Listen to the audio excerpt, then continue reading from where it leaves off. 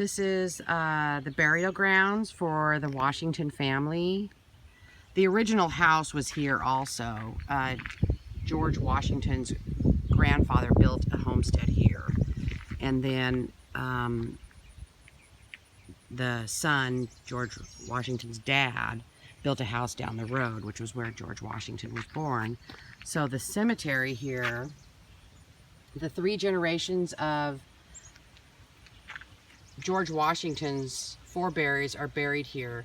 The first burials were made in 1668 when John Washington's wife Anne and 2 small children died. During the next 30 years, at least 9 more Washingtons, including George Washington's grandparents, were interned here.